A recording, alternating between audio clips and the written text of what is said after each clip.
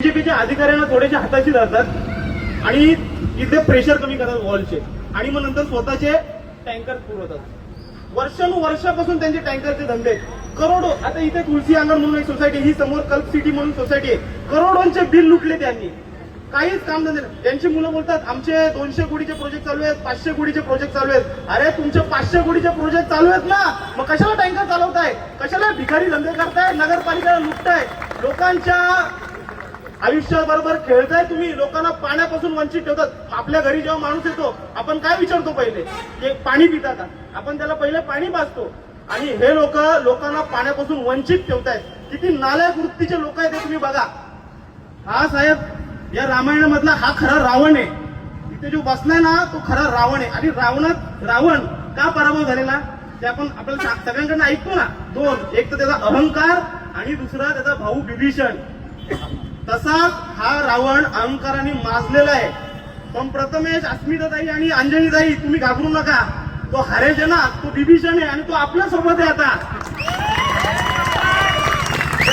त्या हरेशनी त्या विभीषणाने शपथ खाल्ली आहे, जोपर्यंत या रावणाची लंका मी जाणार नाही ना तोपर्यंत मी गप्प बसणार नाही। आणि या रावणाची लंका आपण 100% जाळल्याशिवाय राहणार नाही।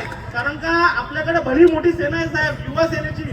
आमचा आदित्य भोईर आहे, तेजस आहे, सुदामन्ना आहे, तो जय आहे। त्या जयला साहेब त्रास देतात आहे, वरून फोन आणून त्याला पोलिसांकडनं प्रेशर करतायत।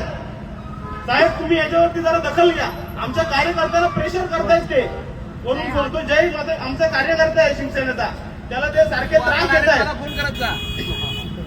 त्याला नोटीस काढतायत। एवढे घाबरलेले आहेत, त्यांच्या पहिले बोलायचे आमचा 3चा पॅनल एवढा स्ट्रॉंग आहे, आमच्या समोर कोणी उमेदवारच नाही।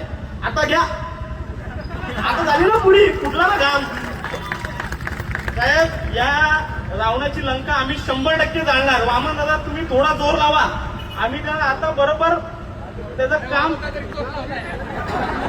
वामन दादा वेस्टला जास्त जोर लावते, सध्या ईस्टला लक्ष देत नाहीये।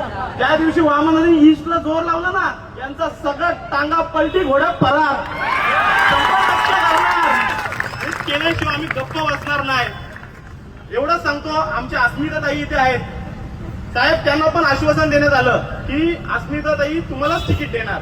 त्या पण बिचारा होप्स मध्ये राहिल्या, पण त्यानं वामनदादांनी हिंट दिली तुला काही तिकीट भेटणार नाही, कारण का ते बोलवते इथे एसटी समाजाचा कॅन्डिडेट चालणार नाही। पण ओपन कॅटेगरी मधनं पण तुम्हाला एसटी समाजाचा कॅन्डिडेट आपण दिलाय। इथे जेवढे एसटी समाजाचे माझे बांधव असतील, शपथ खा यांनी आपल्या एसटी समाजाला न्याय दिला नाहीये, यांचा बदला घ्यायचा आहे। मतदार पेटीत दाखवायचं आहे, तुमच्या समोर येतील, गोड गोड बोलतील, हातपाय जोडतील। आता हातपाय जोडायचं चालू केलं त्यांनी, इतके दिवस फुल टाईट मध्ये असायचे, आता रडतात ना खोटे, आता खोटे रडतात, हातपाय जोडतात, काका मामा दादा नवीन पाय पण दाबतात तिकडे जाऊन बदलापूरच्या बंगल्यावरती गावातल्या, म्हणून तिकीट मिळवलंय, पाय दाबून खोटे रडून तिकीट मिळवलं त्यांनी।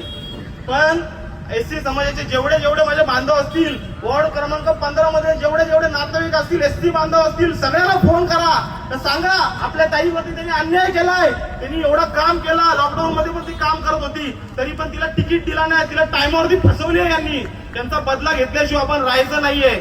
आणि एवढंच सांगतो की दादा आता जरासा जोर लावा, इकडे कमी जोर आहे, आमचा जोर आम्ही पूर्ण लावतोय, पण तुम्ही पण थोडा जोर लावा। 100% पूर्ण पॅनल आपण शिवसेनेचा इथे परत एकदा भगवा फडकवू, एवढी मी शाश्वती देतो आणि सांगतो जय हिंद, जय महाराष्ट्र। हॅलो सन्मान